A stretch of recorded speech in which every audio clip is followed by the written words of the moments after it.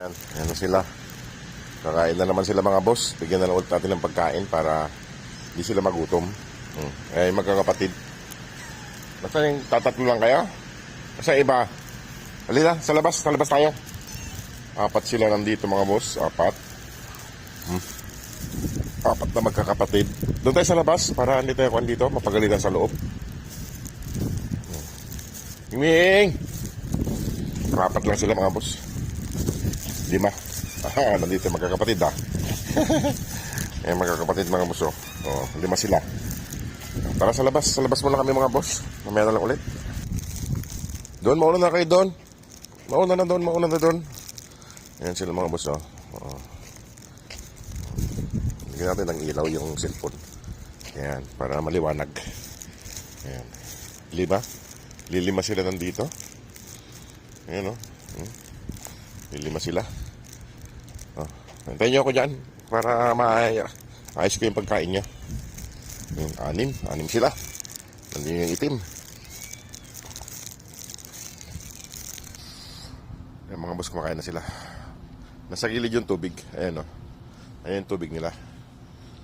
Ayan. Bali 2, 4, 6. Nandun yung isa sa may kuhan. Bali 7 sila.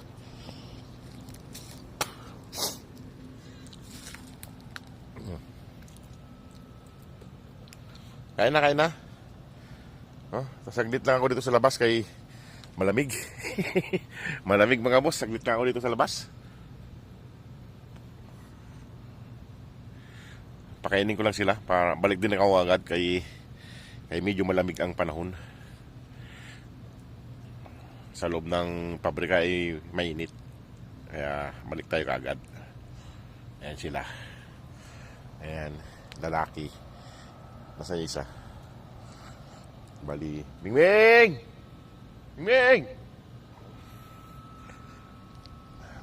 Bali 7 sila.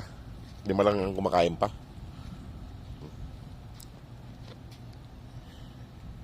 Ito yung magkakapatid yan. Itong 3 na to. 4. Yung itim ay hindi nila kapatid to. Dating mailap to eh. Itong malit na to eh. Ayan o, si Mingming. Ayan, dating mailap siya. Ngayon hindi na siya mailap.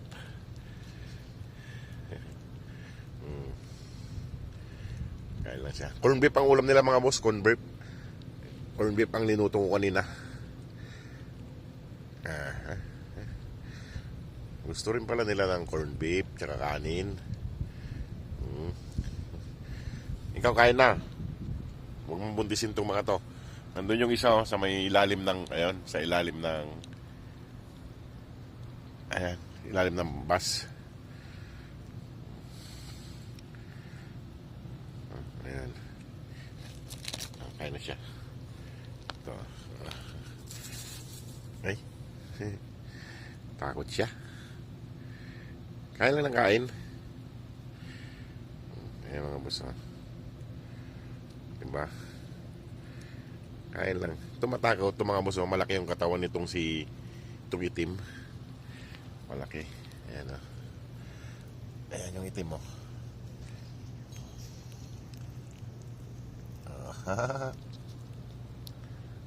Iwan ko na sila mga boss. Sige mga boss. Maraming salamat. God bless po.